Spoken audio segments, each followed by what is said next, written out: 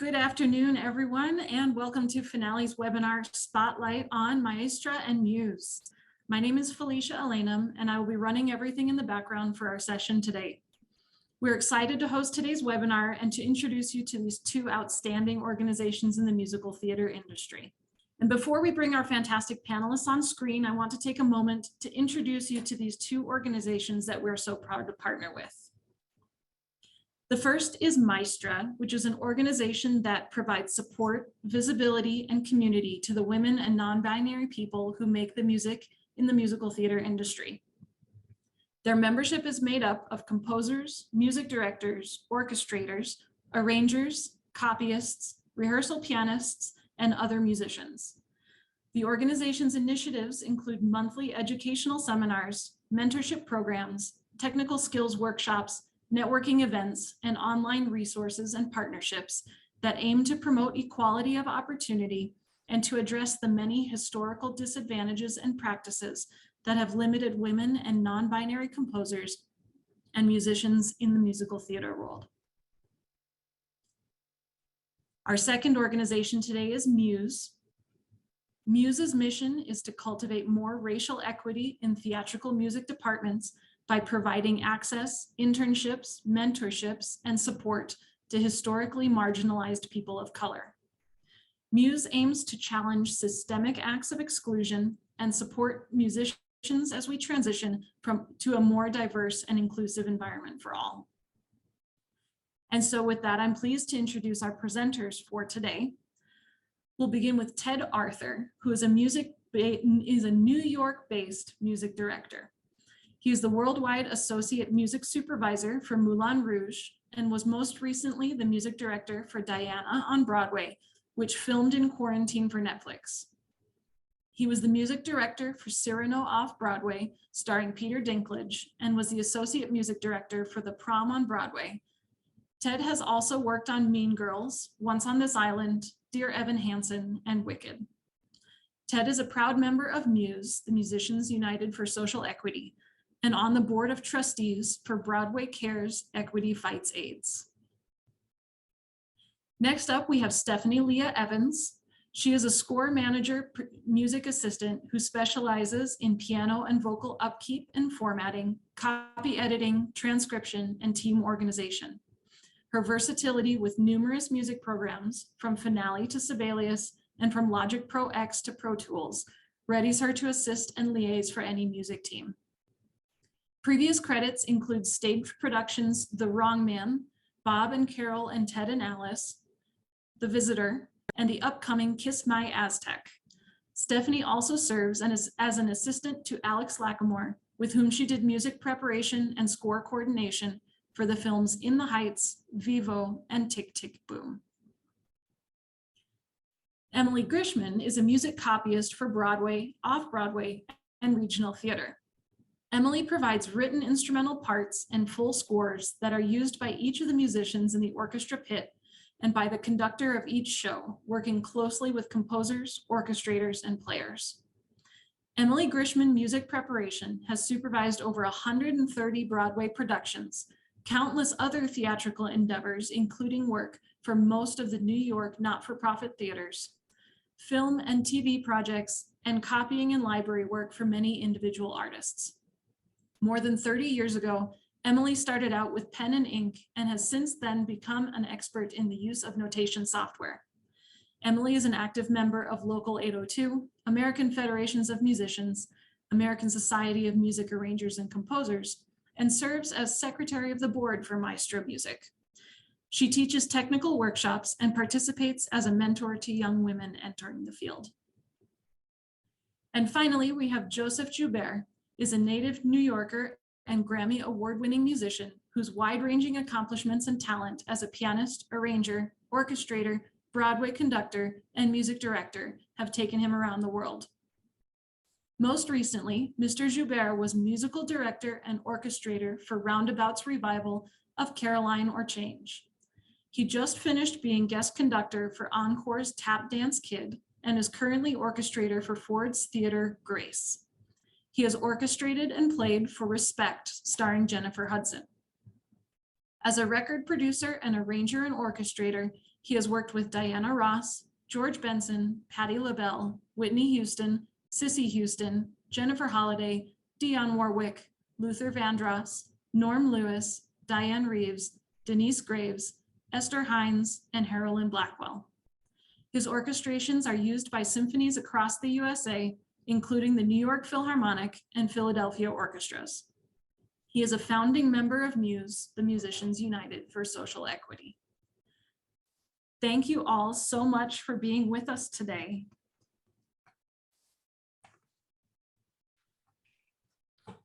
Why don't we begin with some introductions? So I'm going to ask each presenter to answer the same question, and Ted, let's begin with you.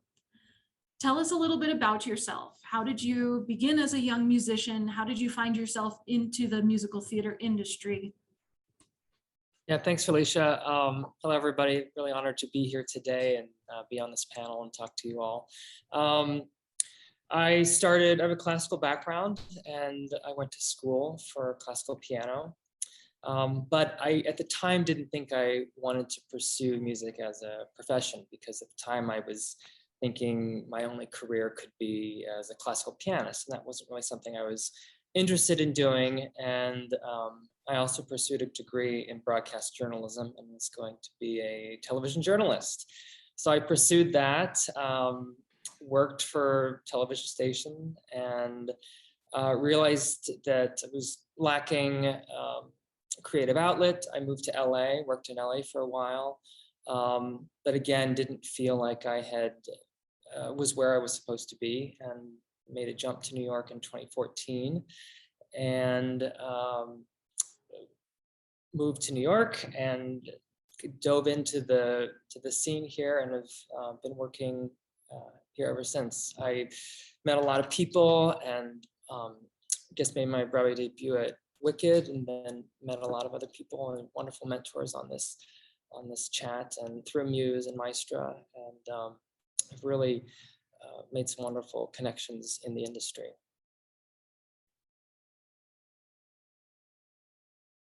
All right, Stephanie, same question to you. Awesome. I grew up as a vocalist primarily. I studied musical theater performance as well as opera performance.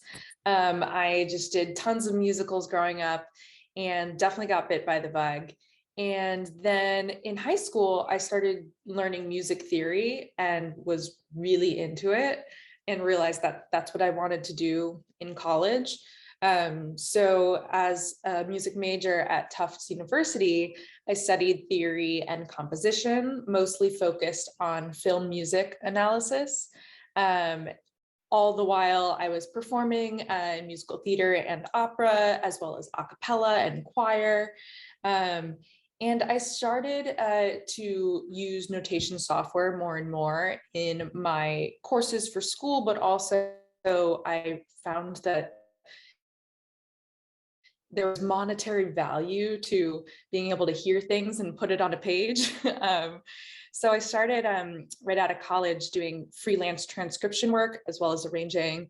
And I put it upon myself to learn finale and really try and prepare myself for the industry I love so much, which is musical theater.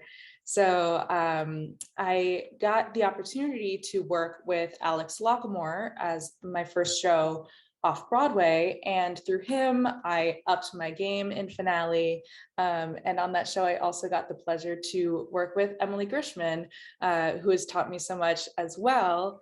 So that has led me to be able to work as a music assistant, in which I spend every day working on piano vocal scores for new musicals. Excellent. So with that tie-in, Emily, let's bring it over to you. Hi, everyone. So I also started with a classical background. I'm a pianist, and my degree is in music theory, music history. And I thought that I would probably end up with a graduate degree and digging through the stacks, discovering, unfound Monteverdi manuscripts or something like that. But my other interest was also vocal music and collaborative piano. So I did a lot of vocal accompanying and thought maybe opera coaching would be my thing. And so I tried that a little bit, but somewhere in my college years, I ran into an old friend, and this old friend who was from summer camp, is a composer, and she said, I've been hired to write a show for summer stock up in the Berkshires this summer, and they give me a music assistant. Do you want to be my music assistant? And neither one of us knew what a music assistant did or was. So this was many decades ago. And but we knew that it would be fun to be in the Berkshires together for the summer. So I said, sure. Went up there and discovered musical theater. And of course, there was no going back. I mean, I came back to school and I was like, well, this is way more fun than anything I'm doing now. And so I continued to play and I continued to coach. And I thought, well, you know, I could do that. But one of the things that I discovered that I did back then in the summer was, this was, by the way, pre-finale, I have to say, that this was pen and ink time. Okay, so this was like music copyist with ink under the fingernails. I was writing music all the time, writing down music all the time, transcribing, writing the drum part everybody forgot to do for that night's cabaret, you know, doing all of that. And so when I came back from the summer, number one, I realized I was good at it. I was a very good calligrapher. My graphic sense was good. My musical sense was good. And my friend, who was a composer, had friends who were composers. So she said, oh, my other friend needs a copyist. Can you do this thing? And I was still finishing school, but I did that thing and I did another thing. I did another thing. And I was working on my, at my kitchen table. And when I got the call when I was already too busy and I got the call for another job, I just figured, well, I better call somebody in to work with me. So I called a friend and two of us were at my kitchen table.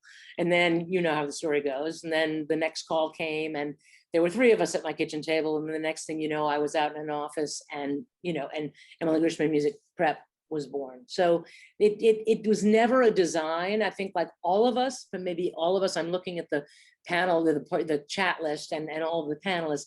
I don't think any of us probably grew up saying, I am going to grow up and be a, fill in the blank in this field. I think we all found our way into where we are today through circumstance, through finding out what your skills are, finding out what you're best at, and finding out what people think you're best at, and then going, following that pursuit.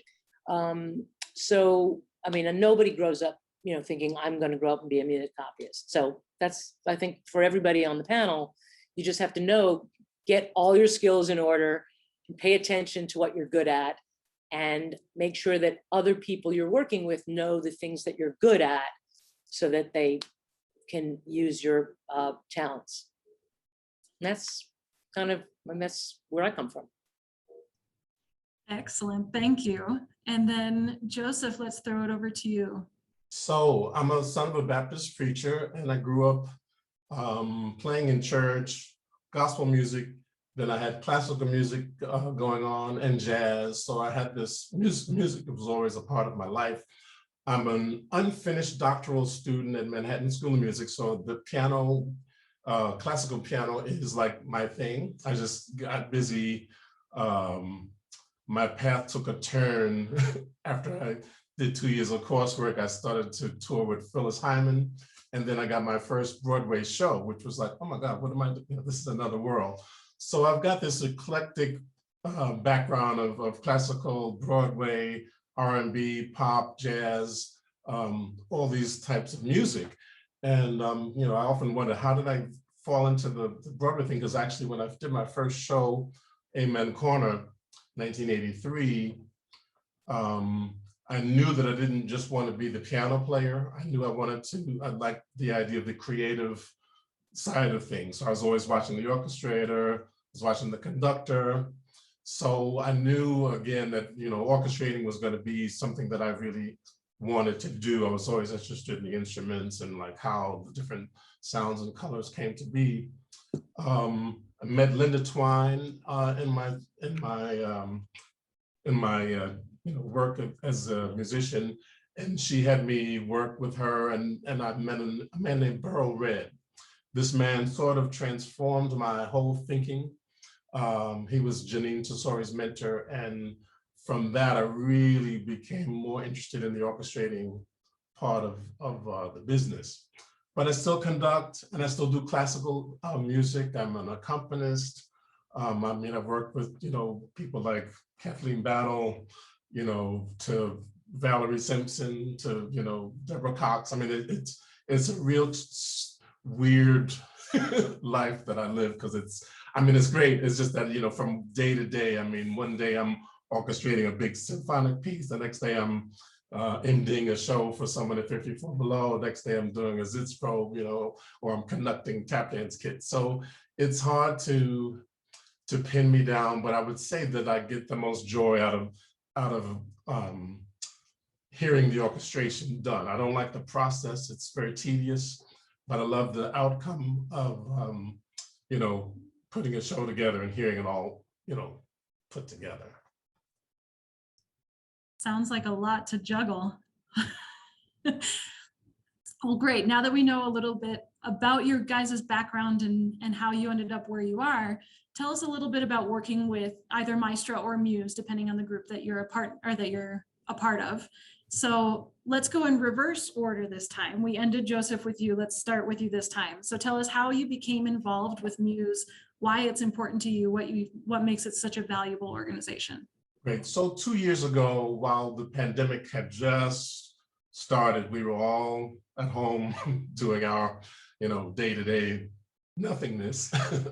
A group got to, you know, started to form with Stephen Oremus, me, Darryl Waters, Zane Mark, Georgia Stitt, Jason Michael Webb, Alvin Huff. I mean, it was a group of like the music directors of the business. And we would do a Zoom every week, and we were committed to really working on diversity in the business. And it was weekly.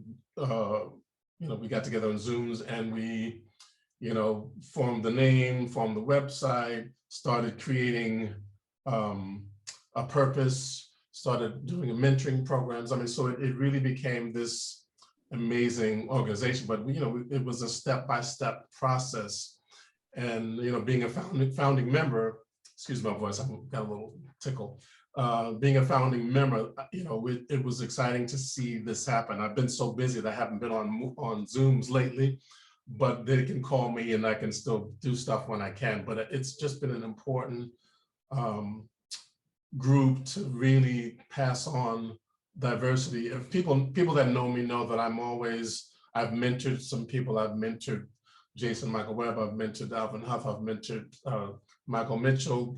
That's just my thing. So I'm always in that giving back mode, but there comes a time where we're still looking for the next generation of BIPOC musicians. And so we're really on a mission to make that happen. And that's what the importance of, for me, Muse is, to really, you know, find and give opportunities to people of color and make this business more diverse. So it's, you know, you see more of me as a, you know, whether it be as a conductor or orchestrating, because you know, for me growing up, it was just Harold Wheeler and Danny Holgate, and what's the name, Luther Henderson as Black arrangers, orchestrators. So I mean, the whole purpose is to expand the players, the arrangers, you know, that whole scene for us to get more people of color. Wonderful. Let's keep it in the Muse vein. So let's actually jump over to Ted now. Yes, so I was part of, I guess, the second wave of joining Muse, and came in probably in the fall of 2020.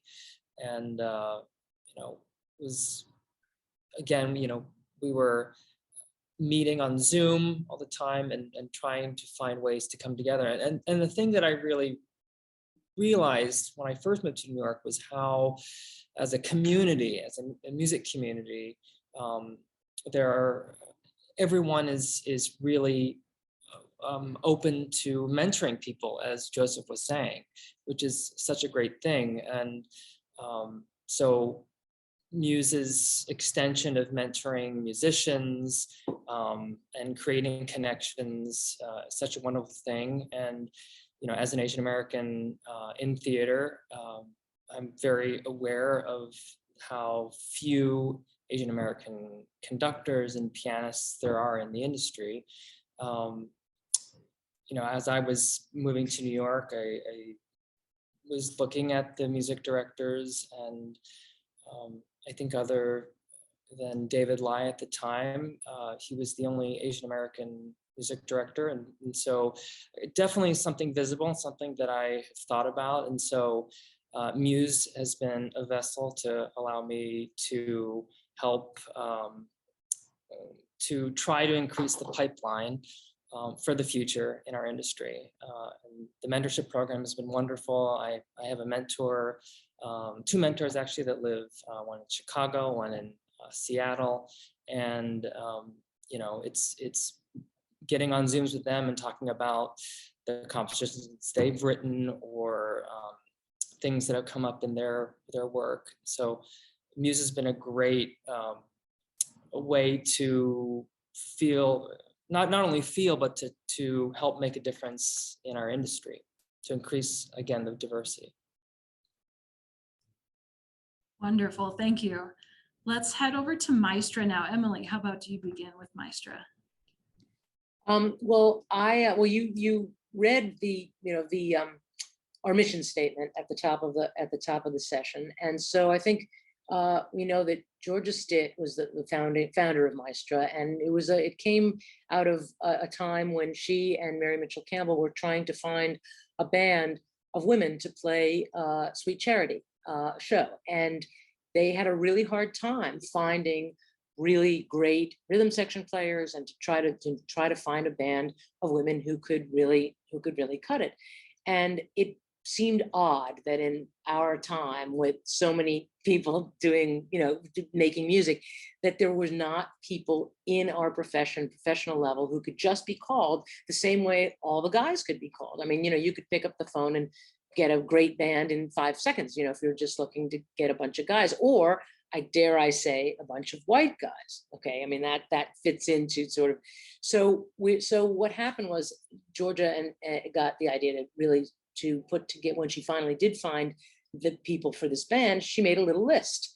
That list became a directory, and that directory became Maestra Music. And the mission has grown to essentially not just deal with women, but women and non-binary people who are working in our industry. And we're really after trying to, through our mentorship program, through student Maestra program, and through a lot of other educational outreach, to bring more different bodies into our workspace, and to make these jobs not only visible, but most people many people out there who are musicians out in the world don't even know about half of the professions that exist in our world. So if you look at the list of composers, lyricists, music directors, orchestrators, arrangers, copyists, rehearsal, even music assistants, who knows about these things? So we are really out there trying to bring more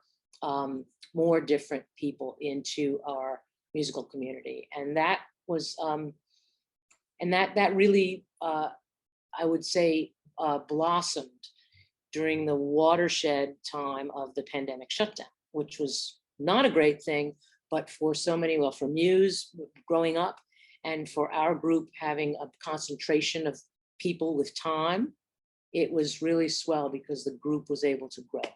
So that's sort of an overview. And I know that Stephanie was going to talk about our directory. I have other things to say, but go ahead, Stephanie. Sure. I know we'll get to some of the more logistic stuff later. My experience with Maestra has been awesome in that I believe it was birthed right around the time that I first came to New York. I first moved there in Maestra. I had only been around maybe as a concept for a little while. So I consider myself one of the first beneficiaries as the new up and coming group of young folks joining the business. Actually, I believe the first and potentially only in-person technical workshop through Maestra was with Emily Grishman. Quite a few young women and actually just different ages of women, we all gathered at Emily's office and got an opportunity to have her. Emily's office. Emily's office, right there, the room where it happened. She imparted a lot of her wisdom to many of us who wanted to improve our finale skills and better our workflow for the musical theater rehearsal process. And through that, one of my favorite parts of Maestra became very apparent, which is that the collaboration and community I've been able to forge with other young women in the business has been extremely valuable.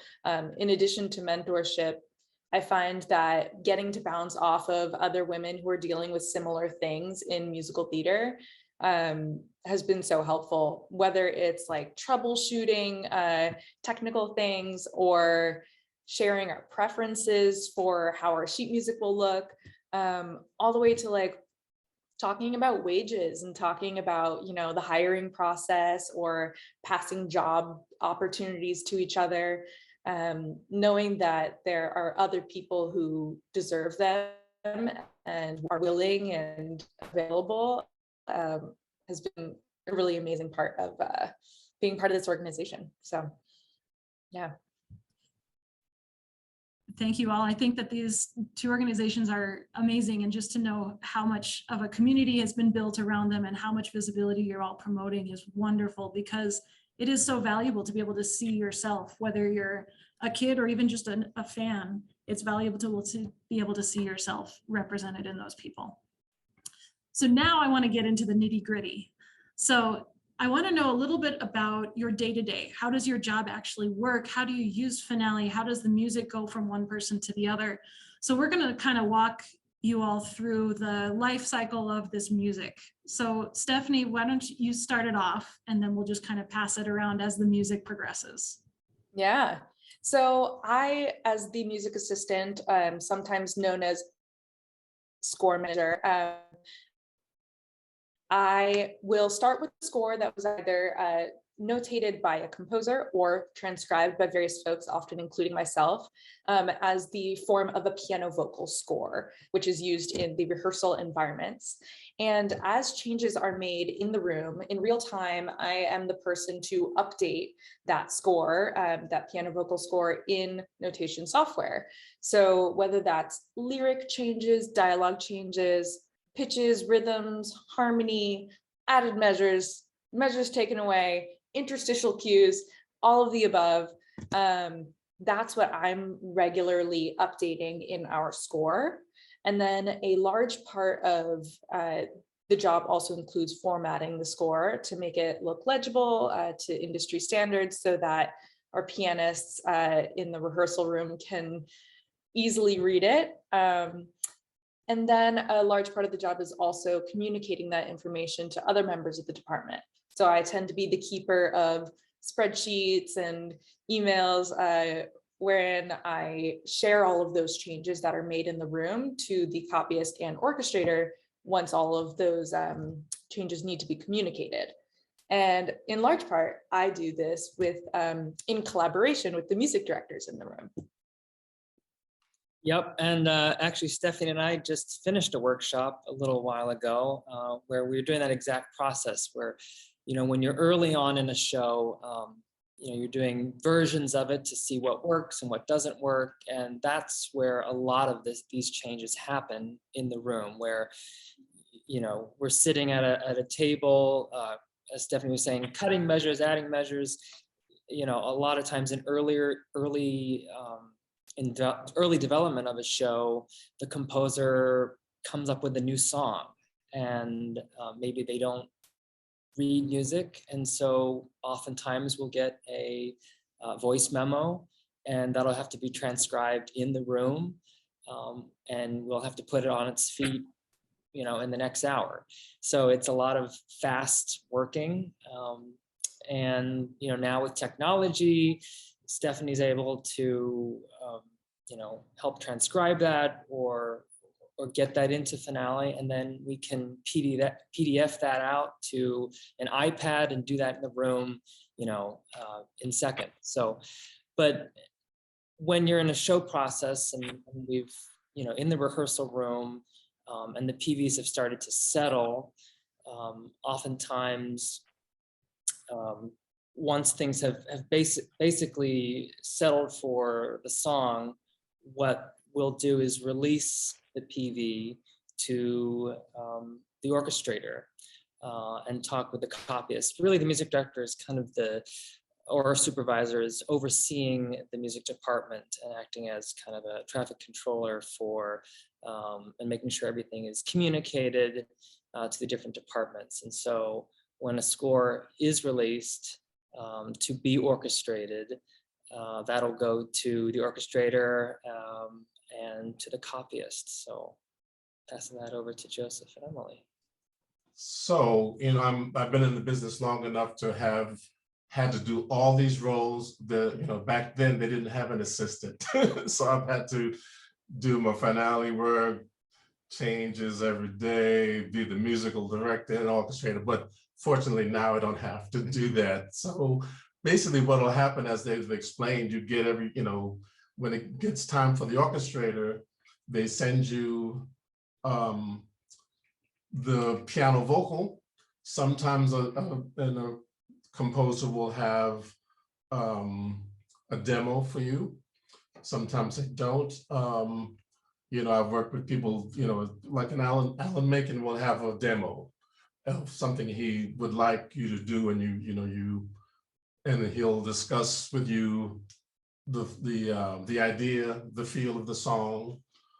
Someone like Janine Tesori, the same thing, they discuss with you. Then there are composers, new composers that that I've worked with that really want more of my input of what to do with it. I just worked with a project at DC, just orchestrated a piece called Grace, where the composer really knew exactly what he wanted in terms of his demos. I mean, the demos were really very clear, and it almost made my work too easy. So I really just became the, you know, the sweetening and just giving it a bigger life with the orchestrating. So, but the process, it doesn't end, you know, that easily. I mean, there's tweaks, there's you think you're done, and you know, you call your copy and say, well, there's revision number 2. And then you think you're done, and the Zitzpro comes, and you know, at the Zitzpro, 1 or 2 things might get changed. Previews come, and you're hoping, okay, let's not make too many changes. You know, the 4th day of previews, you know, something new, we need to write a new piece. So it never ends until opening. And even if after that, you know, they could do some stuff, but usually our work is done at that point until, you know, a tour or something. But, you know, it's invaluable to have, you know, this technology where, you know, everything is, you know, you go to your Dropbox and, you know, the new music is right there, the revisions are there, and depending on the copyist, I mean, Emily is just so great. I mean, you know that, you know, the work is going to be done, and, you know, the revision, you say, hey, Emily, I got to have this by tomorrow. You know, she says, okay, I think I can get it to you late tonight, 4 a.m., you know, 6 a.m. or whatever. You know, it just depends. But I mean, it's a great process, but the technology is so invaluable with Finale. It's just, you know, and we won't talk about Sibelius because I haven't learned that, but it's all about Finale. You know, we are dealing with Sibelius and Finale these days, but in terms of Finale, that's just my go-to. I don't want to hear anything else.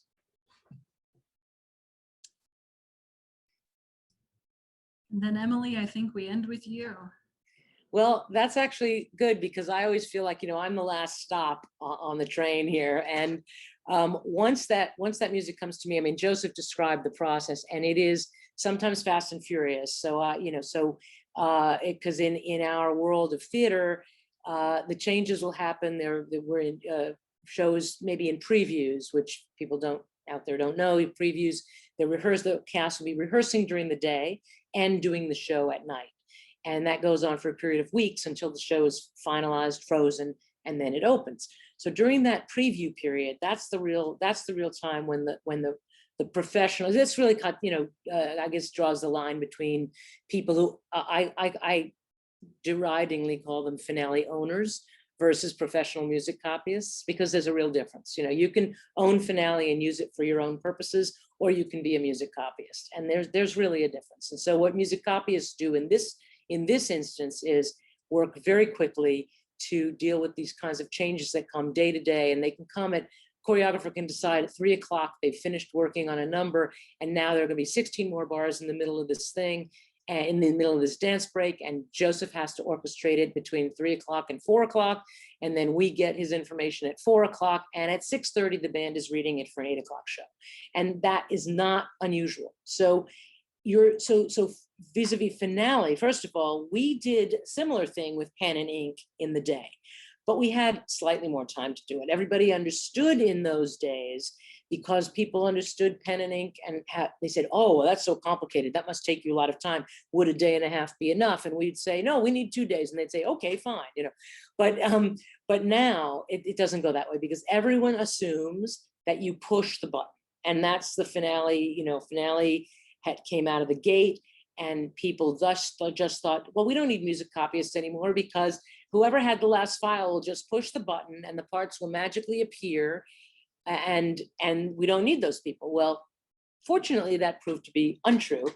And so we work very quickly. But the thing about finale is that and this is where the technical workshops come in. By the way, a plug for Maestra. We have a lot of technical workshops, which I've delivered about different units in finale that are very helpful for our work. You can work really quickly in finale if you know how to use all the global fixing tools, and how to reset defaults, and how to make somebody else's really bad looking file come to you, and within a very short amount of time turn it into looking like a really good looking file. And those are the tricks that a professional copyist will learn. If you only work on your own music, you don't really have the incentive to learn all of those tricks. You fuss around, you stay up all night, you drag things around, and it looks good, right?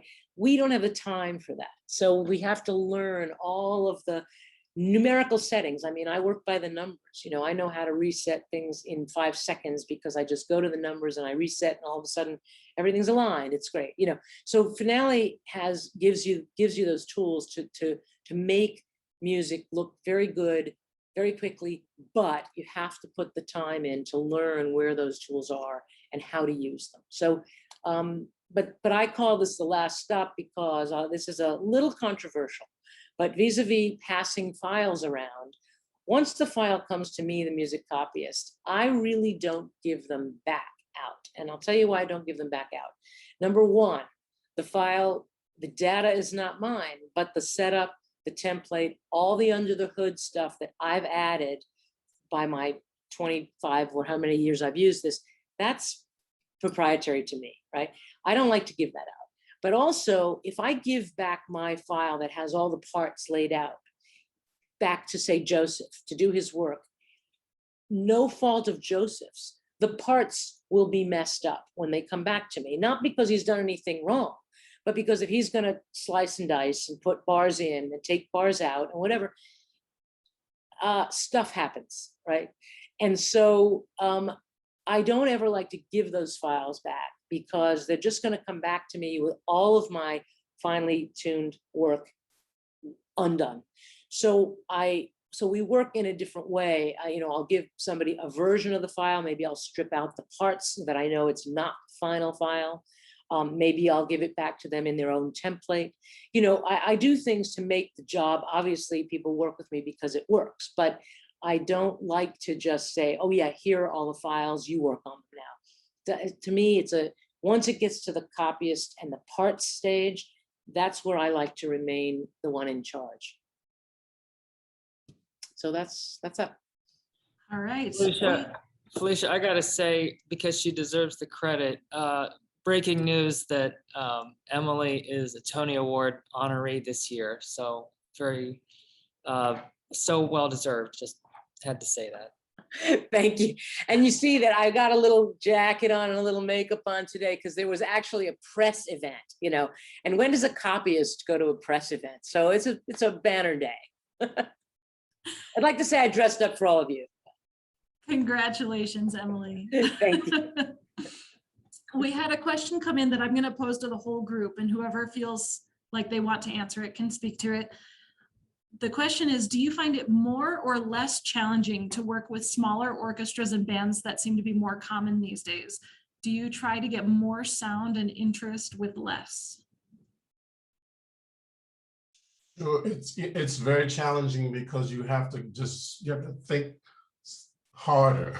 You know, if I've got two reed doublers, I'm always thinking, oh my God, okay, so if he's got to switch here, you know, whereas if I had, you know, 4 players, you know, it'd be easier to, you know, not, it wouldn't be such a difficult thought process, you know. If I had three trumpets, as you know, and 3 trombones, you know, I mean, it's just, you know, a big string section as opposed to a violin and a cello, you know, then I have to figure out, okay, is the synth sample good enough? Do I need to enhance it with some woodwind writing? You know, it really does become a different thing when you're orchestrating for these small orchestras, orchestrations, you know, 10-piece ensemble as opposed to a 24-piece, you know, so it does, for me, it's more complicated. You really, you know, it becomes a puzzle, you know, like this puzzle that you just gotta, you know, figure out, okay, and I got to keep in mind, okay, and then the, you know, clarinet in it on this piece, does he have enough time to switch the oboe, you know, for the next cue? How many seconds do we have in between? So that, you know, it becomes a pain in the butt, but you know, you do it. Go ahead, Emily. And part of that too, when we used to have the big bands, we always had a stand-up conductor, right? Someone on the podium conducting. So my job was to create a set of parts for the instruments in the pit, right? But when we have these smaller bands, we often also have a person who is the playing conductor who has a keyboard in front. Joseph, you've done it enough. Ted, you've done it. We've all, and everybody's done it, right? So the smaller the band, the more sure that more likely you're going to have a piano conductor player. So from a finale, I'm just keep bringing it back to finale. So from finale standpoint, again, it requires yet more knowledge of the inner workings of the program as to how to create such a thing very quickly. The key is do not use the plugin that says make piano part. But I'm sorry to say, MakeMusic, but or what does it say, piano reduction? No, but there are lots of tools that we learn to use. Using your layers, using your shrinking note heads, using, you know, a million different kinds of arrows and instructions, and, you know, and differentiating cues from played notes. And you have to find your own, as a copyist, you have to find your own style for how to make all of those things clear. I think I like my style. I think people like my style, but there are lots and lots of different ways to do it. But that's another thing to answer the question. It's changed. That's changed also, not only the orchestrator's job, but it's definitely changed the copyist's job too. Yeah, and I think creativity is really needed as well. I mean, as Joseph was saying too, with the orchestration, you know, if you only have a certain number of players, you know, you have to be creative on the colors that you choose. And sometimes it's working with the players to figure out, you know, just was saying, like, can you make this switch in 2 measures? And then, you know, figuring out what, you know, basically the choreography of the players. But also, you know, I think it comes down to cost too, because, you know, nowadays there's this push to put a lot of instruments on Ableton, which is a big thing, a big trend that's happening. And so, you know, you'll have a band of 8, but you'll have an equal sized band on Ableton that's playing along with you. So that's definitely changed the landscape in the past couple of years. All right, and then Dion asks, do you as panelists, do you find Finale vastly different to work with on Mac versus Windows? Do you have a preference?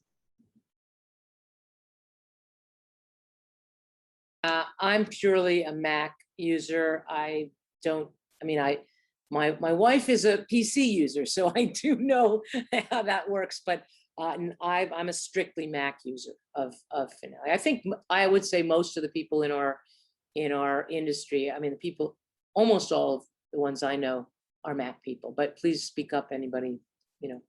No, I've never even thought about Windows. Well, I may not be in the musical theater industry, but I'm going to speak up for all of the PC people. I'm a PC people. Okay.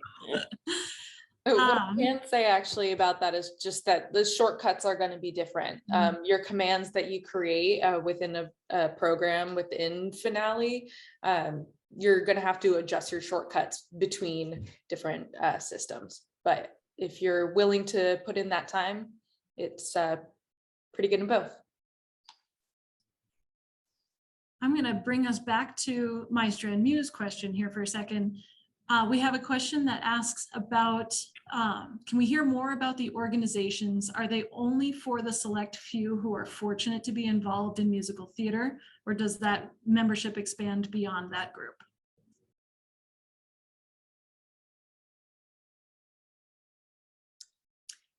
I would say no. Oh, go ahead. No, go ahead.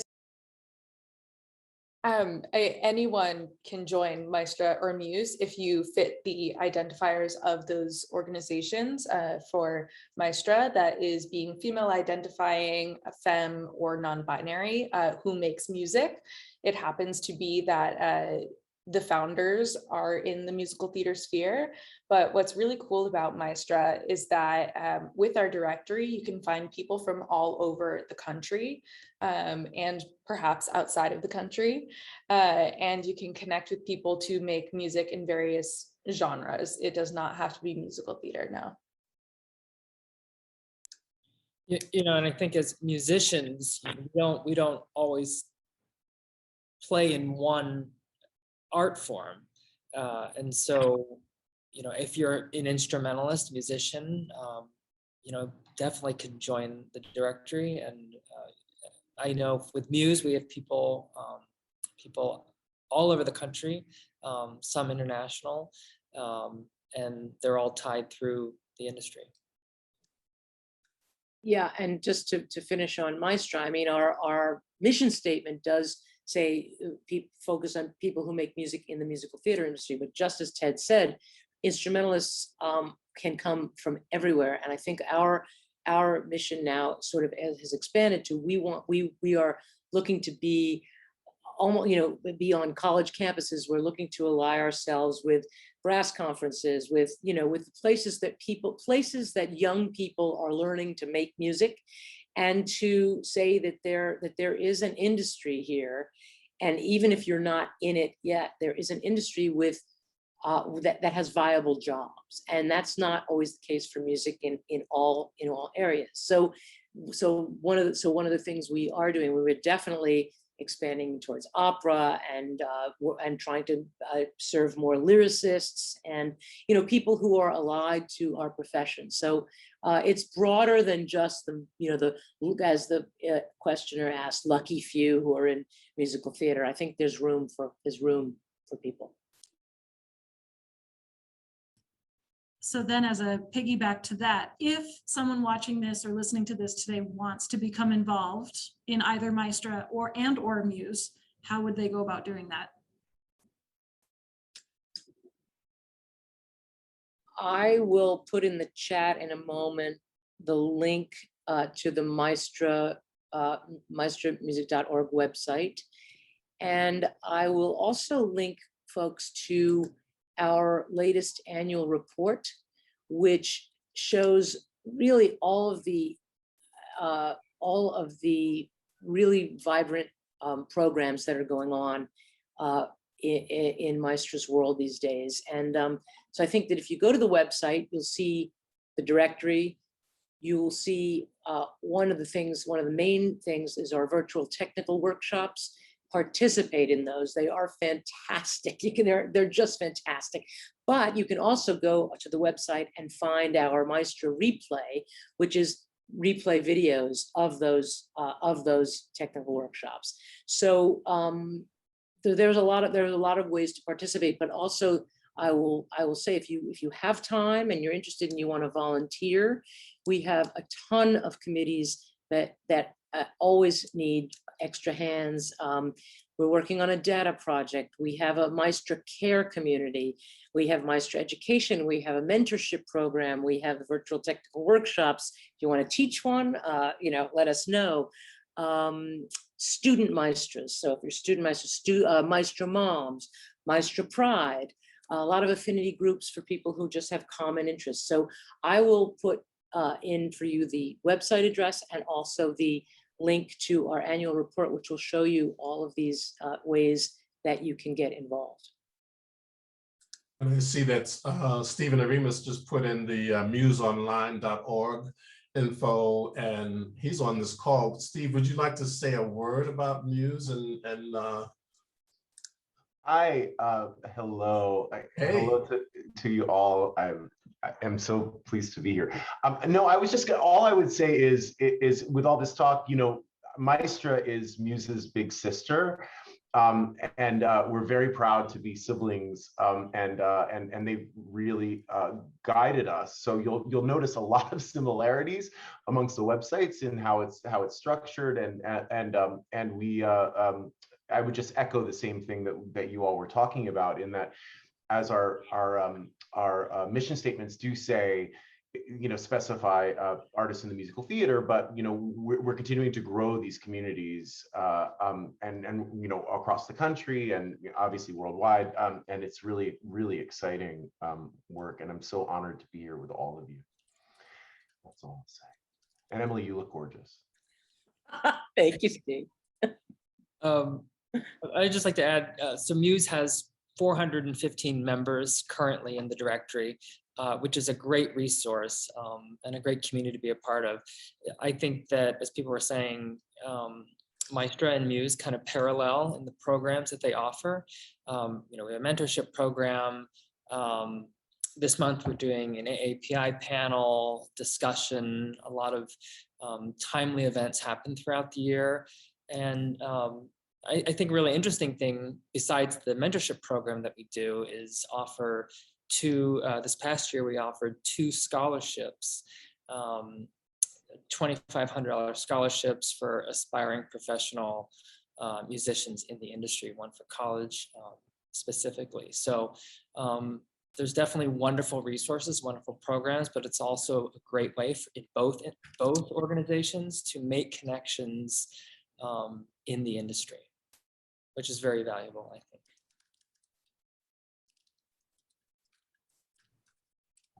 All right, we are nearing the end of the hour. I wanted to ask all of you, my favorite question for panel discussions like this is always just to kind of let you say what you're interested in. So I always like to ask, if you could leave the audience with one thought, that can be a thought about Maestra and MUSE, it can be a thought about Finale, it can be a thought about musical theater, but if you can leave the audience with one final thought, what would that be? And I'll open the floor, whoever wants to go for it.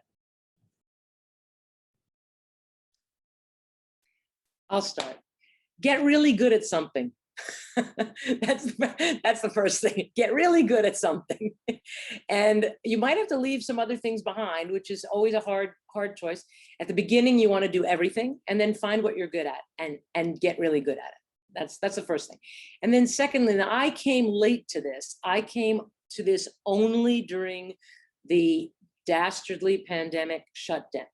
I learned about community and I learned about joining. Well, I joined Maestra before the pandemic shutdown. That's our origin story is my origin story with Maestra is another one. But I really learned to get involved, and I am now a mentor to a couple of people, and that is tremendously satisfying. And I think so basically get good at something and join a community. Be a part of something bigger than just your thing. I would say the sort of my mantra is always giving back, because when you give, it comes back to you. So with that kind of giving spirit as a mentor, I would just encourage other people to be more giving and be mentors. If you have the ability to mentor musicians at whatever level you are, the importance of that, because you just never know I know for me how important it was to be mentored by certain people at a certain time in my career. So the idea of giving back is just a spirit that some people have, some people don't have it. But if I can encourage more of us to be that giving spirit, it comes back to you, trust me.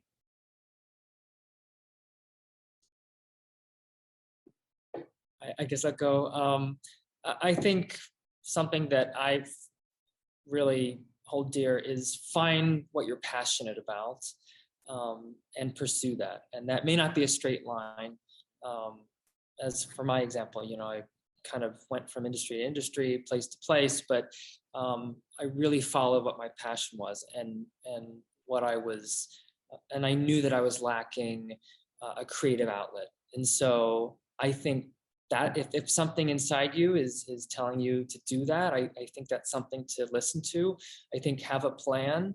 But you know, as cliche as it is, I think life's too short to not be doing what you love to do. I love that. I guess in relation to these organizations and our purpose with them, I'll say that in order to achieve equity in this business, the musical theater business or the music business at large, sharing is the best thing we can do. Kind of, as you all said, it's so important that we are transparent with things like sharing jobs or talking about what we're being paid, but also sharing skills and sharing information is really worthwhile. It doesn't have to be a competitive nature.